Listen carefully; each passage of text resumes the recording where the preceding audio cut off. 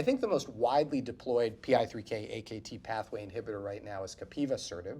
Now, this is the first AKT inhibitor which has been utilized in breast cancer. And AKT sits just below PI3 kinase in the signal transduction pathway, and again has really important roles driving all of the bad things that we don't want tumor cells to do. This is based on the CAPItello-291 study, which was similar to SOLAR-1, although fast forward in time 3 or 4 years, and there's a lot more use of frontline CDK4/6 inhibitor therapy. So for CAPItello-291, we had patients on an AI, mostly with a CDK4/6 inhibitor. I think about 70% of the patients had progression on a CDK4/6 agent. They were randomized to fulvestrant alone with placebo or fulvestrant with the AKT inhibitor Capivasertib. And again, the primary endpoint, as with many of these trials, is progression-free survival.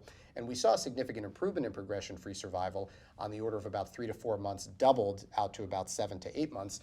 And that was true numerically both in the ITT overall population as well as in the subgroup of patients who had alterations in PIK3CA, AKT, or the tumor suppressor P10, which serves to check PI3 kinase function. The hazard ratio was a bit better in the group of patients who had the alterations from about 0.6 to 0.5.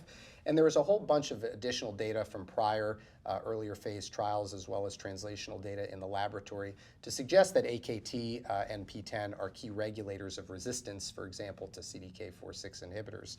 So with the totality of that data, the FDA ultimately approved Capivasertib for the second-line population who harbor PIK3CA, AKT, or P10 alterations and who have progressed on frontline endocrine therapy, typically with a CDK4/6 inhibitor.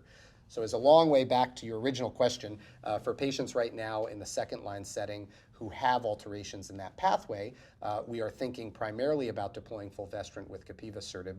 Also because the toxicity profile was, in my opinion, substantially better with a lot lower rates of hyperglycemia and many of the manageable toxicities we've come to expect from other drugs, for example, some GI and mucositis. So I think across the US and in many places internationally, for patients with alterations in the pathway, we're typically leaning toward Capivasertib right now with fulvestrant.